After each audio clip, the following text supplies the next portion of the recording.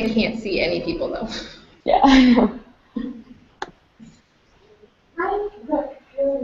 All right, good morning. This is one, or this is 3, and then 2, and then 1 all the way then. Yeah, they forgot to label them. All right, so it's 34. We'll get started. People circling, it's all good. So my name is Lissa, and I am one of the tech integration coaches at AIS Kuwait. And this is Abby. Hello, I'm Abby. I'm a first grade teacher at the American International School of Kuwait. Yeah. We also happen to be sisters. Last time we presented this, we were together in the same room, but then she couldn't come today, and so we decided let's have her still co-present, and let's do it this way. So this is also being recorded, so it will be on YouTube as well. So you can go back, and we'll give you access to the slides, and you can actually see the entire presentation too. So just like a few housekeeping, like we're really hoping the internet, it's going good so far, but we're really hoping the internet works for us. And we're gonna give you some ideas. We're gonna talk about some things we've done, but you're gonna have access to all of it. And if you want to jot down like ideas as they come to you, great. My thing with PD is I like to go and steal and borrow and remix other people's ideas. So I always try and share some ideas, the things we've done, so then you can take that to your own practice and make it applicable for you. All right, let's work. Is it gonna work? Yes. All right. We've been like trying to decide, like figure out how this whole thing will work, and it's working. So, all right. So we first just wanted to talk a little bit about why create a globally connected classroom. Why connect your classroom to the world? So my let's see. Yep. I taught in South Carolina for 3 years before I moved abroad, and I was teaching French in Columbia, South Carolina. Most of my students had never left Columbia, never left South Carolina, and really never left the country. So trying to teach French to them was sometimes a challenge because they couldn't.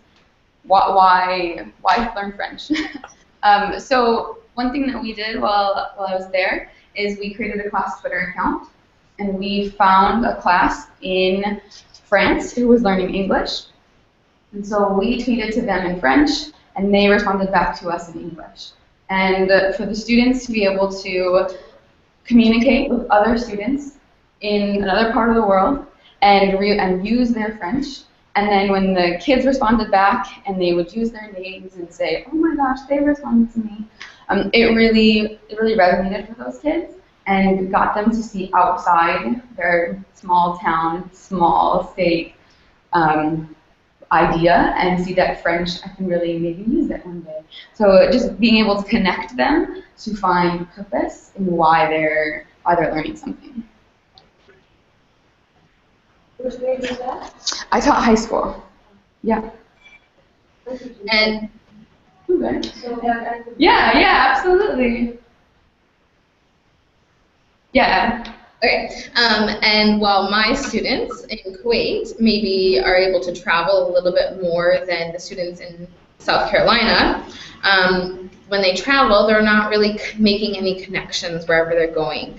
And keeping in mind the IB learner profile and wanting to develop internationally minded people, I thought connecting with other classrooms around the world would help them understand what other cultures are like, not just the resorts that maybe they see or the one location that they might stay in one of those other places. And so actually it was funny, the first time that we connected with a school in Pennsylvania, they were like, so do they make pencils there? They didn't really understand why it's called Pennsylvania. It just sounded like a funny name to them. So I had never heard that story, Abby. no. So we just wanted to give you a few minutes, and I know some of you are here because you can find somebody else, no problem. But just a few minutes to think about and discuss why do you want to create a globally connected classroom? Those were some of the reasons that we wanted to, and we did. But why would you want to create a globally connected classroom? Maybe in the frame of this conference, and you've heard from Debbie or Dylan or Heidi Hayes, Jacobs. Just kind of take a second to think, and just a short discussion with a pair or whatever, there's four of you, so why you want to create a global classroom.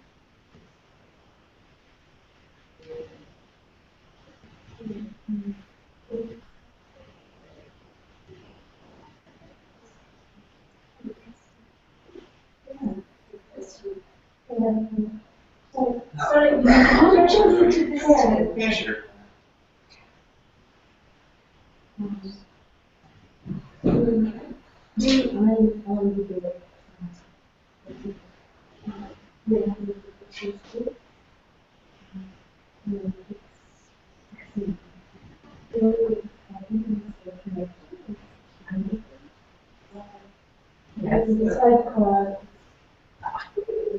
Hello.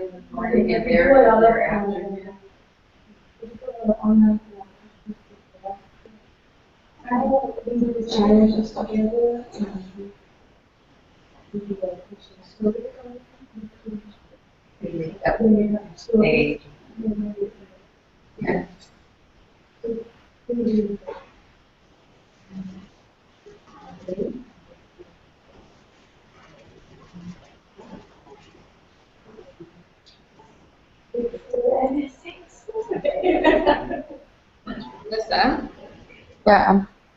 I'm having a hard time hearing, so I don't know if It's okay. They're just having like a small conversation, and then I'm gonna have you guys want to share out.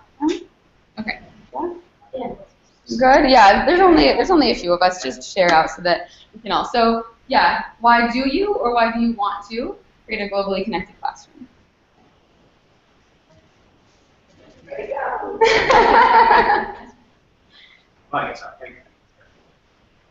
I teach middle school at International School Bangkok, middle school humanities, and grade 7.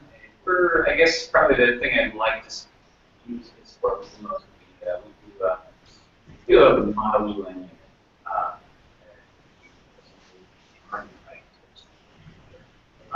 And I think that we did some more direct connecting with people. Bring more authenticity.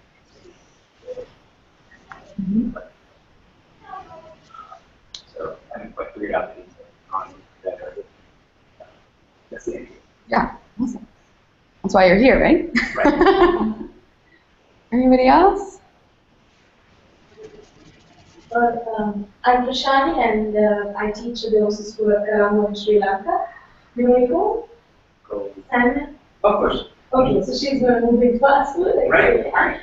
So our first grade, as it's 2 grades, we already are connected with 2 international schools. I've done it in 2 years.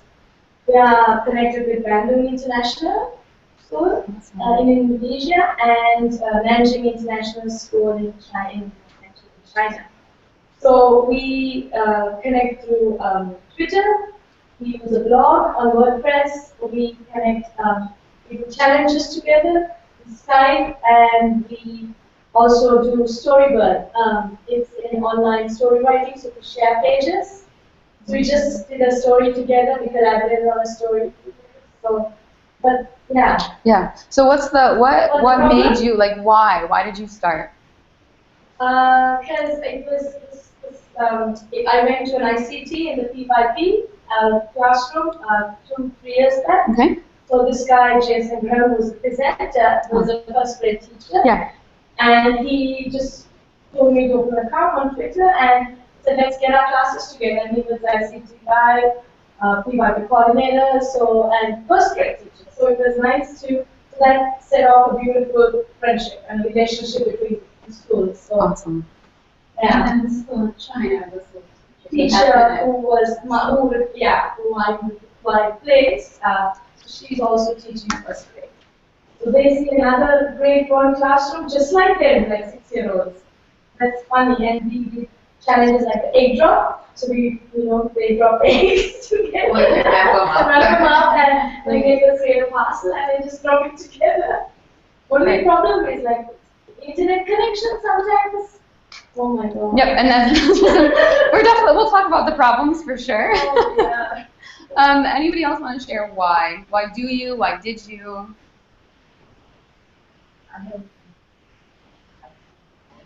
Yeah.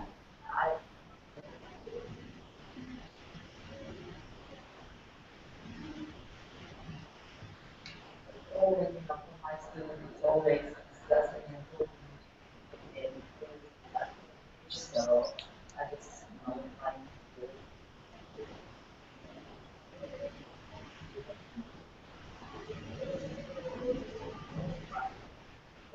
Mm-hmm. Awesome. Anybody else want to share? None? Okay. Let me. All right. So, we're gonna go through, and some of you are already doing it, and so you can even help us and give us more ideas. And we're gonna kind of go through the where, we did the why, so the where and the how. Do we do these things? So. We strongly believe if you want your classroom to be connected, you have to be connected. So connecting to Jason Graham, connecting to other teachers. This is something to find those classrooms. You need to be modeling that for your students. So, you're here, you're at Lissa. So you've got your first step. There's a lot of different ways to get connected to new people. If you're on Twitter, there's the Lissa chat, or the Lissa SEC hashtag is going pretty strong this weekend. Lissa also does chats. There's lots of different chats on Twitter. There's lots of different people from all over the world on Twitter. So the first step with some of these, like Twitter and WordPress, is creating an account. So you're here at a conference. You started to meet some people. Now, how do you take those relationships and extend them after when you leave? So getting on things like Twitter and Google+, and starting a blog, and reading other people's blogs, and just starting to connect yourself to other teachers. So where do we find it? First step, we get connected, and then staying connected. So we go to this conference, and now what do? So exploring lots of different hashtags and finding new people to follow and new blogs to follow.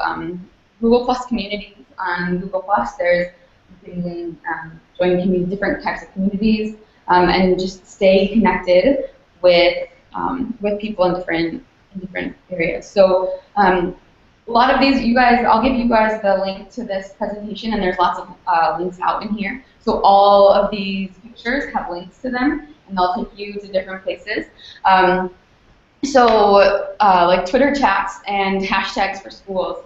Schools are starting to create hashtags for themselves. So SIS, Shenzhen International School in Shekou, Shekou International School in Shenzhen, they have a SIS Rocks hashtag where it's right outside of Hong Kong. Yep. So if you like the hashtag SIS Rocks, and the teachers in the school are sharing what they're doing. So even within their own communities, like a first grade teacher might not get to run into an 11th grade teacher, but they use that hashtag to put out what they're doing and share it even within their own communities. SIS Rocks. SIS Rocks, yeah. So, and thinking about, connecting both your school, but then connecting, that also brings other schools into. We also have one at AIS that's just started. So, like, I use the hashtag for my class, and Lissa uses her hashtag, the same hashtag, and so we can see what's happening across the entire school. It's really cool. It's new, but people are starting to catch on to it. Yep. So ours, we chose hashtag AISQ8. So just fun to also see what's going on in your school and drawing attention to things too. So when I'm here at Lissa, I can use that hashtag if I I hear something, I see something that I want to share back with my school, and maybe if they're following that hashtag, then that automatically comes up for them. Here's something that I want you guys to see too. So being able to have that continuous sharing once you've gotten connected. The little bit harder is the how. So maybe you've gotten yourself connected now, but now how do you actually find those connections for your classroom? And then how do you actually connect your classroom once you found somebody? So my big thing with technology, I'm a tech integration coach, and I think purpose, it needs to be all about your purpose. So with everything from a new iPad app or a device or anything, why are you doing it? So always starting with that why. Why do you want to connect your classroom? And what goals do you want to get out of that? What do you want your students to be able to do? Abby? So my purpose for wanting, through my connection, is that I wanted it to be as transdisciplinary as possible, so incorporating as many different subjects as possible, but I really wanted to focus on literacy. So I wanted to make sure that I chose a format that allowed my students to communicate in multiple forms. So that's maybe mostly I really wanted them to be able to write, but also communicating verbally, and just as many different ways that they can learn through that process. And also the literacy piece too. Pardon? The transition so hers is the transdisciplinary and that literacy piece, really for the kids. So, but this is says Office of the Principal. So, as the tech integration coach, I try and be that advocate for the teachers. You want your admin on board. You probably don't want to just, as you've probably seen, just do whatever you want to do, however you want to do it. And then when you get those parents come in and they say something, and your admin's like, well, you didn't tell me that you were doing this, right? So talk to your admin in advance and find that advocate to do that for you sometimes. So instead of Abby having to take time on her schedule to go and talk to the principal or whoever she needs to talk to, I have time to do that. So I'm able to go and talk to her or talk to our principal and advocate for her and other classes. And there's been a few times this year where I've had to do that. I've had to go have meetings and say, this is why we want to do it. This is why it's powerful for our kids. Not scary. It's okay. And maybe that's even you being an advocate for someone else, maybe your whole team, your whole grade level. But go talk to your admin, get that support from them in advance. And then when you're talking to them, make sure your focus is the curriculum, is your students. So we just want to do this for fun. Go into your admin with your purpose, with your reason, with the students and the curriculum, student-centered and the curricular focus at your center. So there are lots and lots of different ways to connect. And we're going to go through a couple varying different ways we might do that. So synchronous is when, like what we're doing with Abby right now, we're both in here at the same time. So when you are doing synchronous communication, you need to know your time zones. It can get really difficult, right? So you have to, got to figure out time zones, and sometimes I still even can't wrap my head around where, are they ahead of me, are they behind me? And now when I'm in Istanbul right now, Abby's in Kuwait, and then we've got people in the US, how many hours am I where? So there's some really great timeanddate.com. You can put in one time zone and a time, and it'll pop out to you the other time. So you say my time zone and this time, and then I want to convert it to this time zone. It'll pop out to you what it is in that time zone. Even if I think I know the time, I still check. So even though we're an hour difference, I was still checking so many times just to make sure say, I'm an hour behind you. There's also an app called Time Buddy, and you can, let's see. So it's really cool app. It's just called World Time Buddy, and I can have like 4 different time zones, and then I can drag the little marker wherever I want it to go. And so then I know what time it is in 4 different places. So it's 9 a.m. in 9:54 a.m. in Kuwait, 2:54 a.m. in Michigan, 8:54 a.m. here, and 12:24 p.m. in Colombo.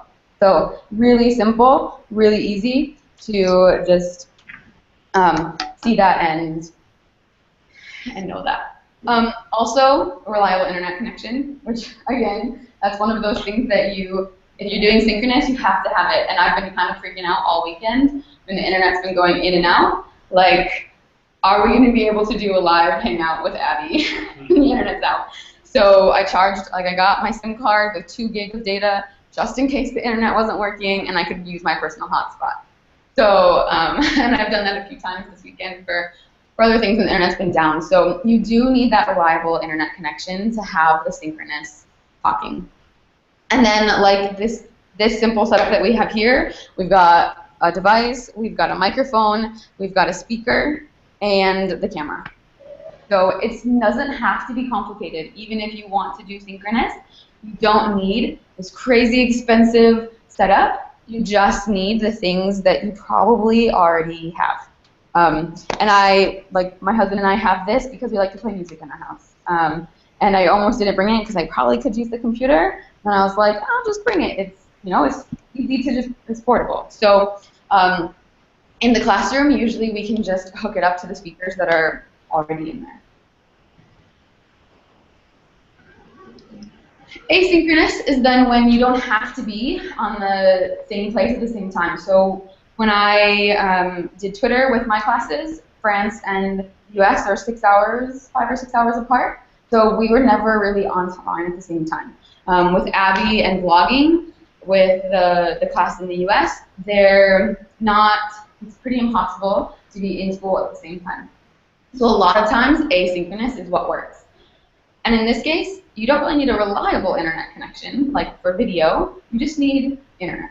So, and that might not even be something that you have at school. It could be something you have at home. So if you get compiled tweets that your kids want to send when you're at school, you can then go home and send it from home. Or if you have 3G on your phone, send it from there. You don't have to have that super robust, reliable internet at your school. And then just some sort of device, maybe a computer, maybe a phone, something, just a device. And probably some accounts as well. So a Twitter account, a WordPress account, a Google Plus account. So it's a lot less stuff you need, and an even simpler, even cheaper setup.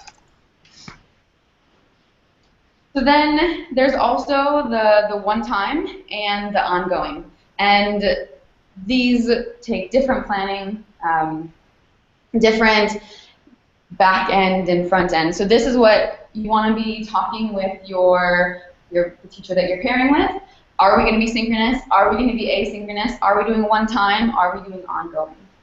So when you're doing one time, just minimal communication and pre-planning. You don't have to do a ton of stuff in advance because you don't have to necessarily figure out time zones, or you might, but it's just not as much of that pre-planning.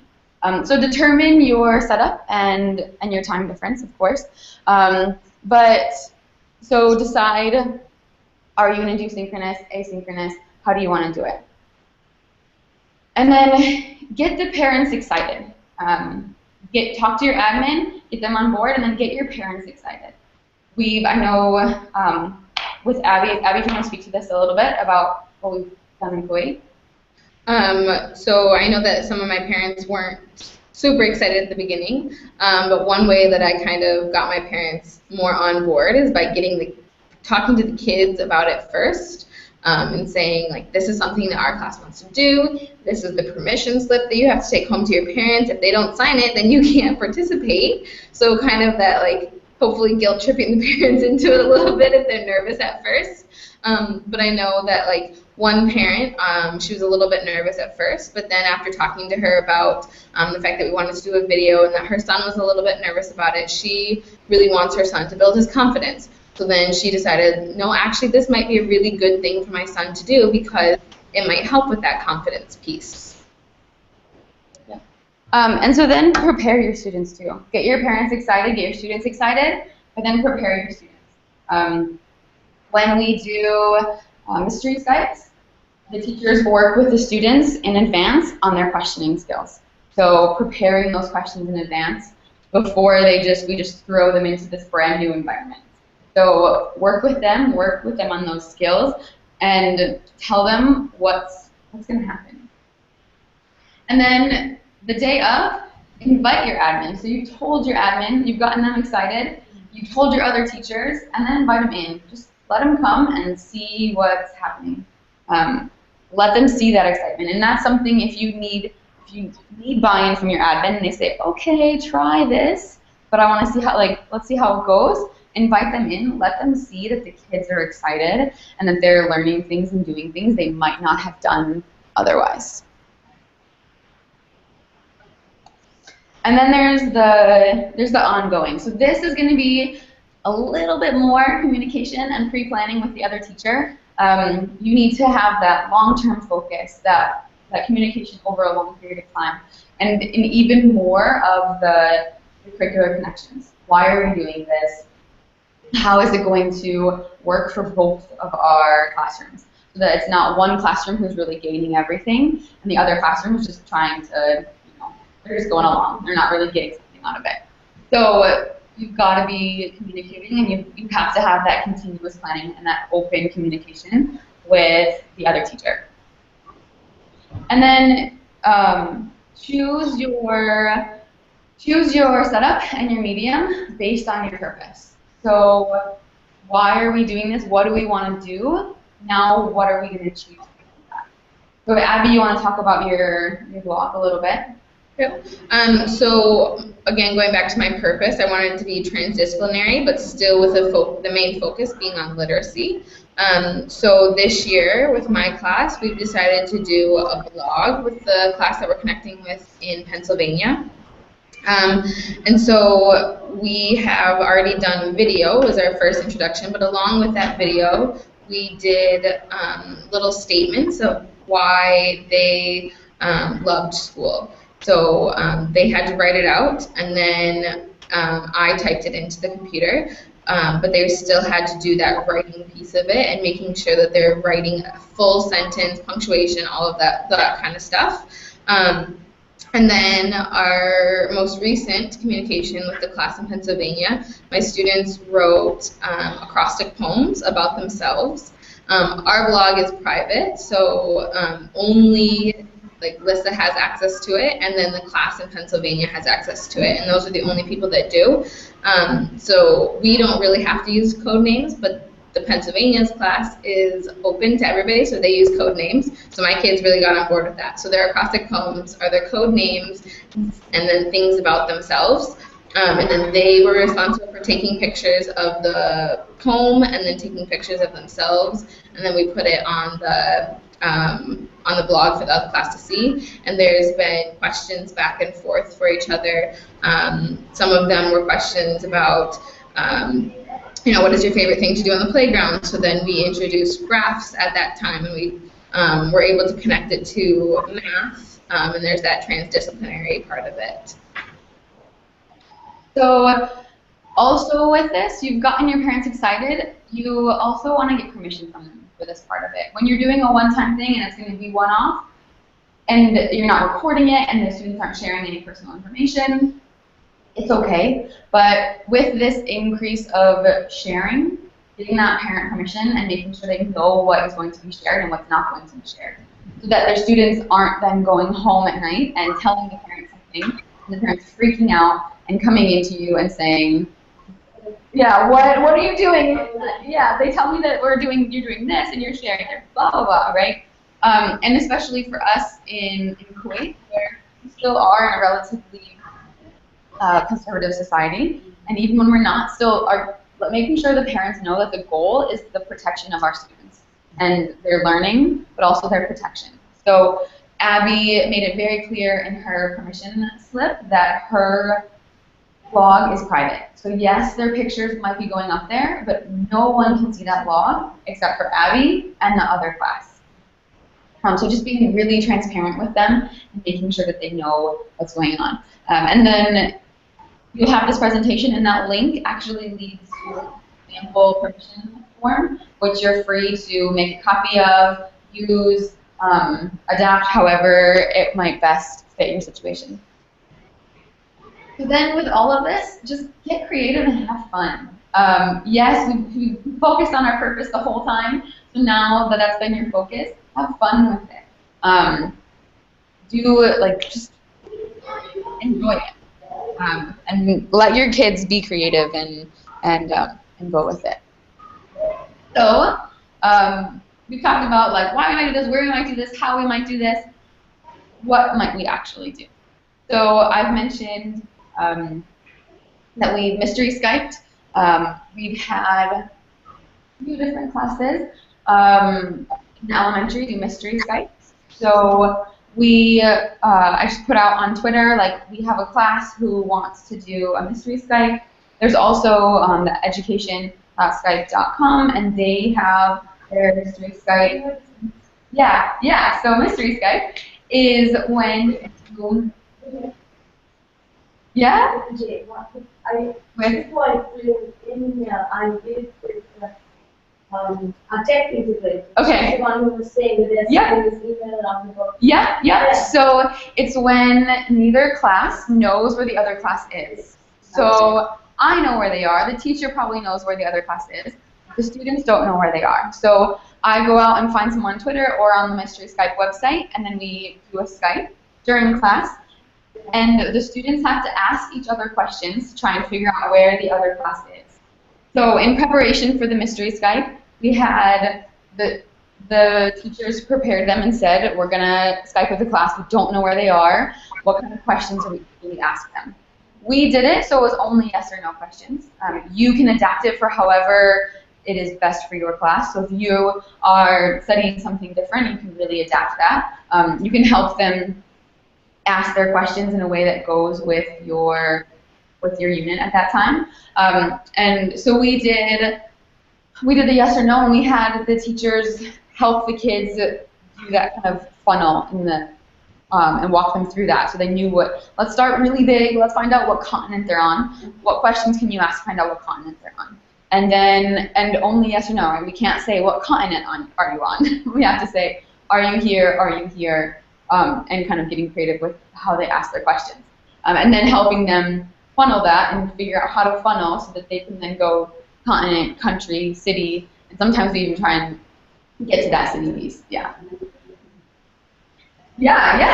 And then when you're done, if you have time, you can ask, the students can just open it up and ask any question they want. So we had a third grade class who did a mystery Skype with a class at ICS in Addis Ababa in Ethiopia.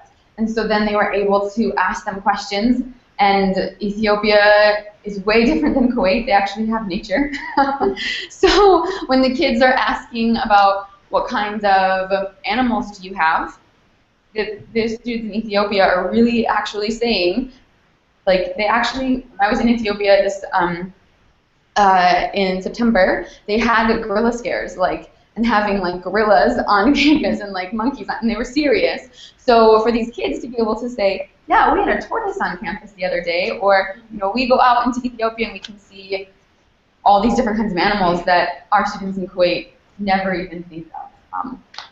So that really, it kind of blew their mind a little bit. But then also to see this other classroom and kind of the same as theirs, not so much different than theirs. And that helps them create that empathy and see they aren't that different. They're in this way other place than us. We think they're going to be so different, but they have the same things. Their classroom looks the same. And then just being able to really dive in, and this is where you could have them ask questions that are more to do with your unit. or you could intentionally pick a place that has to do with your unit. So if you're studying ancient civilizations, trying to pick a place that's in Rome to connect with. Abby? Did you want to talk more about Twitter or no? I'm good. We can talk more about it. Okay. So I mentioned already my ongoing with the blog, but my other ongoing communication that I have is through Twitter, which I kind of started off as using it as a reflection tool with my students, so not necessarily connecting. It kind of goes back to the first you have to get connected and then make the connections. So first got my class connected, used it as a reflection tool at the end of the day. So I would kind of ask them, okay, what did we do today? What would you like to post on Twitter about our day? And then they would come up with, and we still do it, come up with what they want to tell Twitter, what we did today. And now we've started more to move into connecting with other classes. So there was another class that we follow. We only follow other class blogs. There's another class that posted pictures that they had made using shapes, which is something that our class did. And that class put out the question, what shapes do you see? So we went through and we made a list of all the shapes that we saw, and we tweeted back at the class, and then they thanked us for looking at their shape pictures. But also with that Twitter, it has allowed to connect with some parents and let some parents see what we have done. So I've encouraged all of my parents to follow our class blog or our class Twitter if they have a Twitter account, or if they wanted to create one so that they can follow it. And we've had some parents tweet back, or like one time we put out a question, find the missing number, and put out a math problem, and a parent actually wrote back and answered the question. So the kids got really excited that their parents are reading the blog or reading the Twitter. Sorry. And then it also has allowed us to connect with other people within the school. So like Lissa, for example, has been in our classroom a couple of times when we've been doing things, and she's taken pictures without showing any of the kids' faces, because that's part of our Twitter account. We don't show the kids, and then posted and tagged us in it, and use the AIS Kuwait hashtag so that we can see it, and the kids get really excited, seeing that other people are talking about them on Twitter as well. And then our one time, which actually this is a story from my student teaching before I came to Kuwait, we used Skype to actually Skype with Lissa and her husband. And this was a group of students who, like Lissa's students in South Carolina, probably have never really ventured out of the city that we're living in. And so they were able to talk to Lissa and Jeff and ask them different questions. And they were really surprised when they saw doors in Kuwait, because I don't know why they thought there wouldn't be doors in Kuwait. And so they just really enjoyed asking those questions. It was just a one-time thing, but they were so enthusiastic about it, and it really got them interested in seeing where Kuwait is on a map. And then we looked at where some other places are on a map, and we used Google Earth to kind of look at those different things. And so it really sparked other interests, just that one-time connection.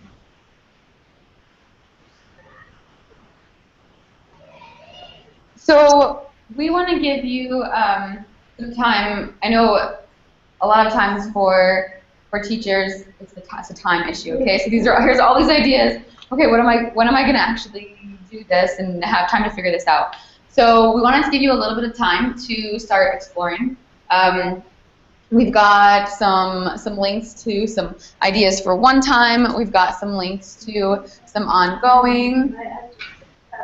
Perfect, awesome, yeah. So we want to give you guys time to explore, to talk about it, to share with each other. So I'm going to go back to the beginning slide so that you can.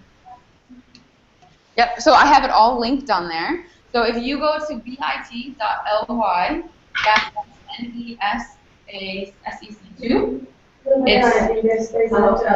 yeah. Sorry, it's kind of hard to see. It's right here. Yeah. So it's bit.ly and then /nesasec2. I can tweet it. Yeah, of course. So if you go there, you'll have this whole presentation. So just a few minutes to click through it, click on some links, see, just explore, talk to each other, share ideas.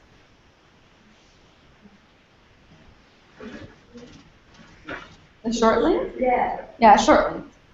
Yeah?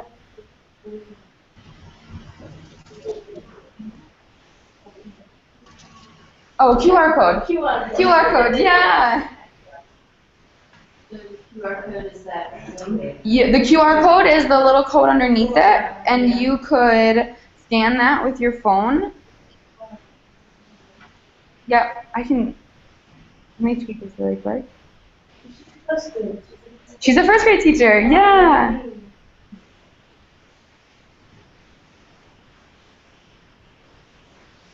All right, tweeted. Okay. So take a few minutes, do some exploring. You can. Most of the pictures are linked. We've given you, and then at the where we've got the ongoing and the. Oh yeah, sorry. The ongoing and the one time, we've got resources there for you to check out.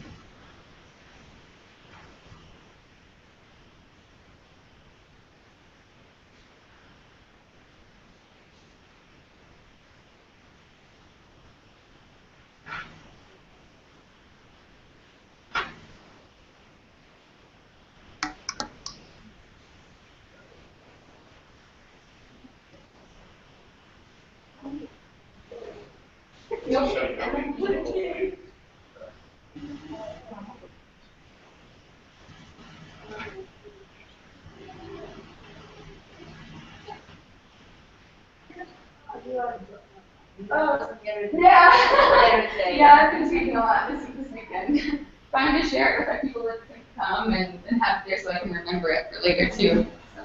So it's not more. This must be really in Turkish. Yeah.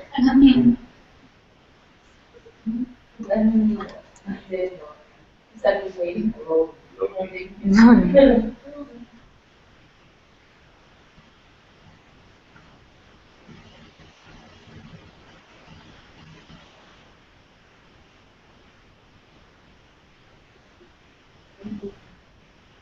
So people, this mystery classroom, is this like a popular thing people are doing, just a one-time kind of thing? Yeah.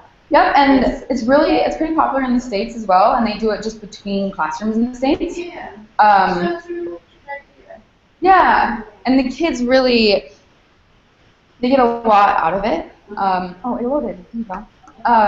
So, I don't know, one of the first classrooms, our third grade classroom that I observed when they did it was just amazing.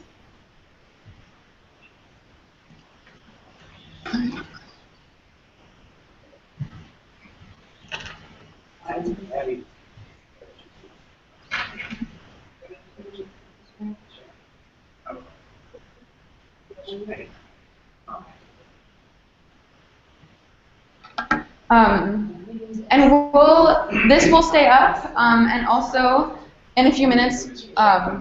If somebody at the unit that do it in first grade, for example, it's done all over the place. And I love the idea, you can say, well, what is your class calendar? Yep. Like Abby, remember when your students realized that the class in the U.S. and Pennsylvania had the same clocks as you? Oh yeah. Mm-hmm. That's probably the most exciting part of it. Like the learning to tell time clock, the big yellow ones, and like they saw a picture from their classroom and saw that they had the same clock, right? And the kids were like, "Oh my gosh, like this is great!" So it's just so good, like for teaching the curriculum, right? But then also those softer skills, empathy and the questioning and inquiry. Absolutely. And in this, with all of this technology available to us, why isn't our community the entire world, right? So this is, and especially our students now, like either the students who go everywhere or don't go everywhere, like just helping them get to that community piece. All right, so let me, So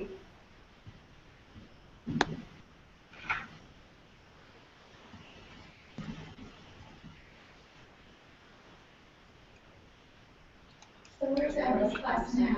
So Abby is on break right now in Kuwait. So her class, Abby, what did your class have today while you were with us? They always have Arabic from 9:15 until 10 o'clock because this, for me, was from 9:30 until 10:30. And then from 10 to 10:30 right now, they're at their lunch slash recess. So. Yeah. So any questions, anything you want to share?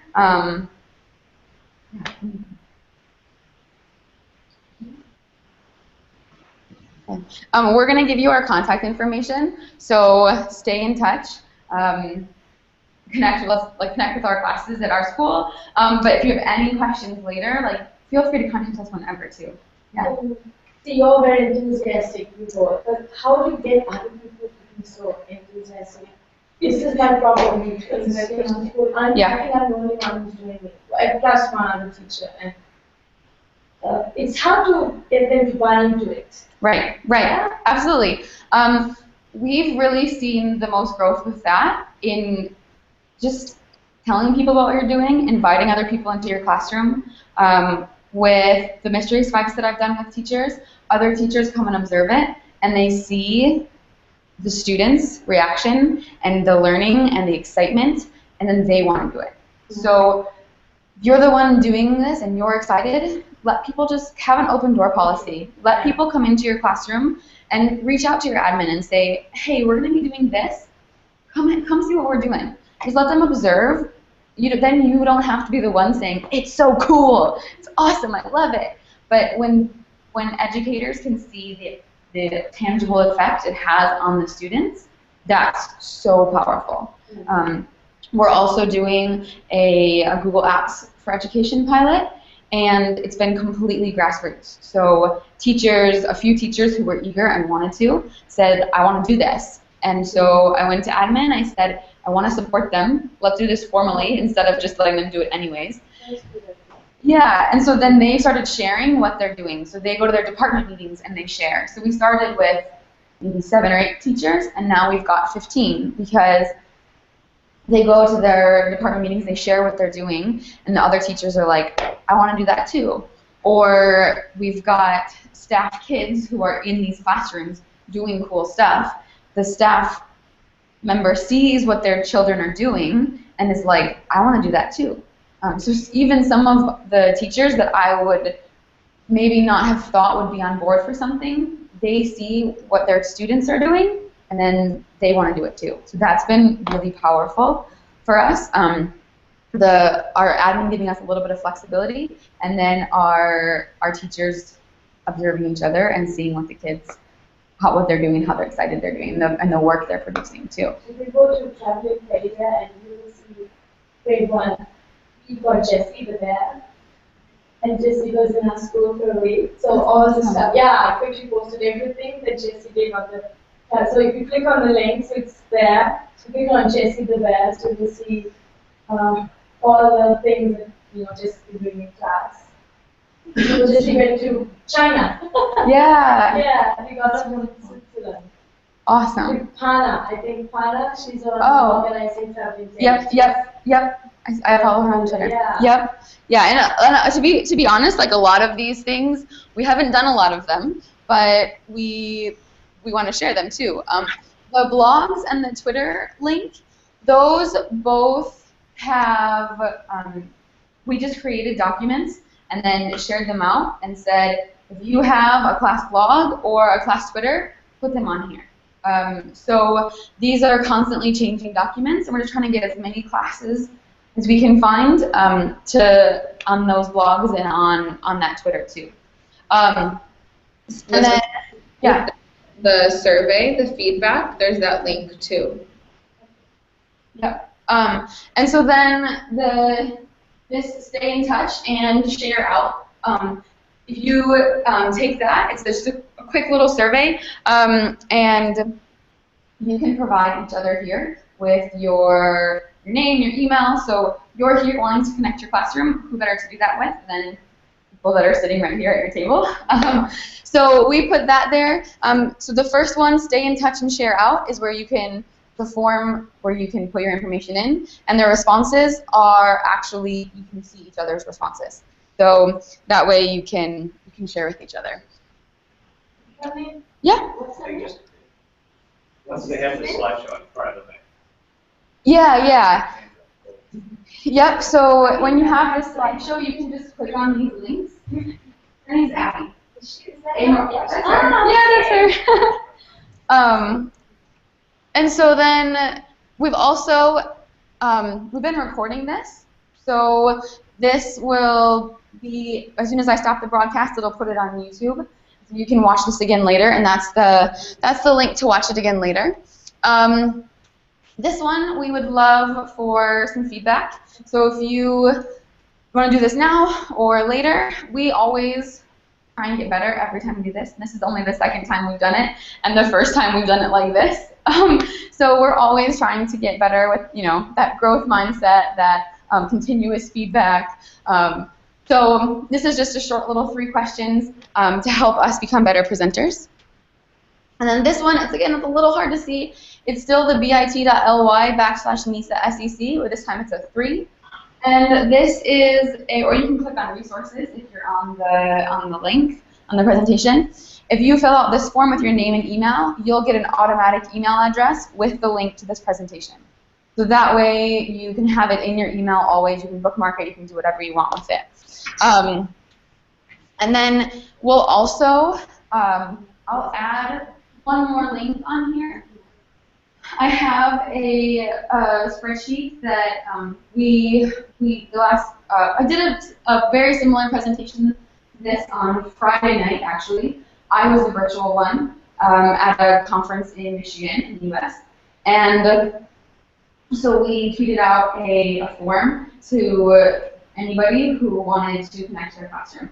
And so we started gathering that database of anyone who wants to connect to their classroom. So we'll put that, both the survey and the link on here. And because it's a Google presentation, it'll refresh, and you don't have to do anything new. So then here is all of our contact information. We are completely open to you contacting us. Share with us what you're doing, so then we can, share. We'd love to add more things to any of these things, give more examples, and credit you. We're also completely open to questions. So even if in a year or 2 you're like, oh yeah, what was that, or how would I might do this, or if you need support, maybe you don't have a tech integration person at your school, please reach out to me. If you want to connect your first grade classroom to Abby's, reach out to her too. Or even if you just want us to help you find other connections. I love to blog, and so putting out, hey, these teachers are looking for this, or helping you tweet and get those connections and find people. We'd love to be of service to you in any way we can, because we really love to be connected, and this is one of our biggest passions is connecting both educators but classrooms as well. So all of those are there. Anything else to add, Abby? I can't think of anything. Good. Any other questions? All right, cool. Well, it's 2 minutes early, so I'm gonna. She'll still be here.